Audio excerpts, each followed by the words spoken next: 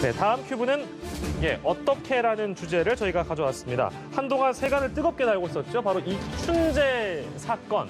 이 부실 수사 의혹에 대해서 경찰이 조사에 다시 속도를 내는 모습인데요. 당시 수사관들을 입건하는 방안도 검토를 하고 있는 것으로 알려지고 있습니다. 또한 신상 정보를 공개하라는 목소리도 일각에서 있었죠. 이춘재의 신상 정보 공개도 고려하고 있다는 내용인데 이 내용을 저희가 좀 들여다보도록 하겠습니다. 자, 근데 이게 공소시효 문제를 저희가 언급하기 시작하면 굉장히 오래된 문제라서 당시 수사관들을 입건한다? 이게 가능한 일인가요? 일단 입건을 할 수 있을 것 같아요. 입건할 수 있습니까? 구성 요건적 해당성은 있을 수가 있으니까요. 다만 이제 공소시효가 지나면 처벌 못하는 것은 다 알지 않습니까? 그래서 이 부분은 지금 조금 더 이제 수사가 진행되고 있지만 이춘재가 8차 그리고 10차 범죄를 저질렀다는 것은 사실상 이론이 없을 걸로 보여집니다. 그러다 보니까 이제 경찰에서는 그동안 경찰이 과거에 선배 경찰이 잘못했던 부분들을 스스로 속죄하는 의미에서 입건을 하고 그리고 신상 공개 등도 하면서 뭔가 이제 본인들의 어떤 경찰 조직의 과거에 대해서 반성하려는 취지하고 그런 상징적 의미가 있는 것으로 보여집니다. 그러니까 지금 허 변호사님 말씀은 허 변호사님 말씀은 지금 이제 경찰 같은 경우에는 공소시효 문제는 즉 처벌을 할 수 없는 사안임에도 불구하고 이걸 입건을 한다는 거는 과거에 어떤 잘못했던 점들을 속죄하는 의미다. 뭐 이런 의미로 보시는 것 같은데 전재현 변호사께서는 어떻게 보십니까? 네, 이게 과거의 잘못을 속죄하는 의미도 있고 저는 이게 입건을 해가지고는 만약에 조사를 해가지고는 얼마나 진실이 밝혀질 수 있을지는 아직 두고 봐야 되겠지만은 지금 재심 청구를 했잖아요. 윤모 씨와 관련해가지고 박준영 변호사 팀이 재심 청구를 해가지고는 뭔가 이렇게 과거의 사건의 이렇게 진상을 가리는 데 있어서 윤모 씨가 주장을 하는 거는 당시 본인이 수사를 받을 때 경찰의 어떤 강압 행위가 있었다고 얘기를 하지 않습니까?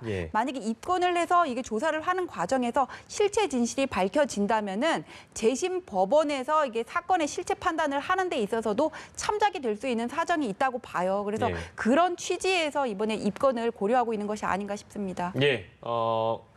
좀 시간이 됐습니다만 경찰이 입건을 검토하는 이유에 대해서 그 배경에 대해서 이제 두 분의 목소리를 들어봤고요. 자, 이 화성시 의회, 그러니까 시의회가 당연히 있죠. 화성시 의회가요. 화성 연쇄살인 사건 명칭을 변경해달라 이런 일을 촉구하는 결의문을 경찰이 전달을 받았다고 합니다. 뭐 여쭙기 전에 좀 이해는 됩니다만 일단 이유가 뭐라고 좀 알려져 있습니까, 검탁 변호사님?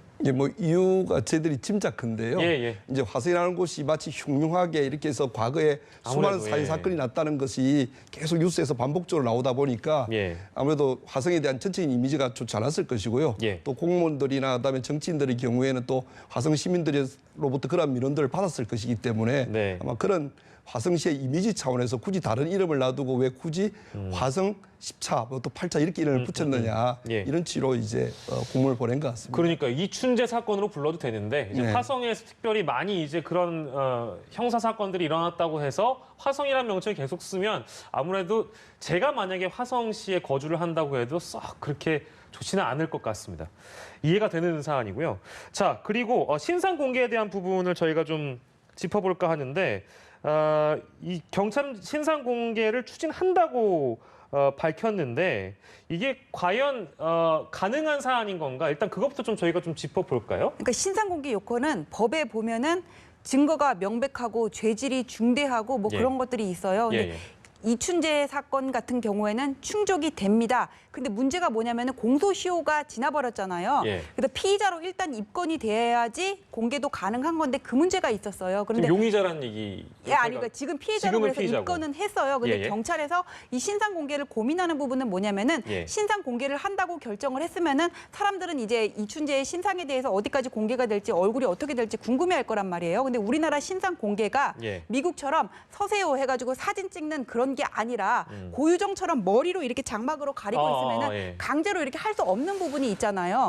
더군다나 이춘재 같은 경우에는 지금 교도소에 수감이 돼 있기 때문에 본인이 자발적으로 수사기관 가서 조사를 받지 않는다면은 강제로 구인하려면 체포영장이 있어야 되는데 공소시효가 지났기 때문에 영장이 나오기도 어렵고 신상을 공개한다고 결정을 하더라도 신상 공개하기가 지금 어려운 상황이란 말이에요. 근데 여기서 지금 변수가 생겼는데 그건 뭐냐면 그러니까 8차 사건의 윤모 씨 같은 경우에는 재심 청구를 했잖아요. 네. 그게 받아들여 가지고는 재심 판단이 만약에 진행이 된다면은 예. 거기서 이 이춘재 씨는 자백을 했기 때문에 예. 증인으로 채택이 아마 될 거예요. 예. 증인으로 채택이 되면은 사건의 진위를 가리기 위해서 법원에서는 이 사람에 대해서 강제 구인을 할 수가 있거든요. 증인에 예. 대해서. 예. 그렇게 되면은 이 사람이 교도소에서 밖으로 나올 수밖에 없었죠. 예. 그럼 그때는 신상이 공개될 본인이 원하지 않더라도 남자니까 머리로 가릴 수도 없는 거잖아요. 아, 뭐 보통 취재하는 과정에서 드러난다는 말씀이시죠? 그러니까 신상이 네네네. 드러날 수가 있는 거잖아요. 예. 그래서 이제 좀 더 적극적으로 이 부분을 신상 공개를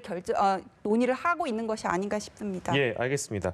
신상 공개에 대한 부분 저희가 좀 다시 한번 짚어봤고, 당시에는 이제 처음에 논란이 불거졌을 때는 용의자였는데 지금 이제 피의자 이춘재라고 불리고 있으니까 요건은 되는데 이제 여러 가지 좀 복잡한 사람들이 좀 얽혀 있는 상황이다.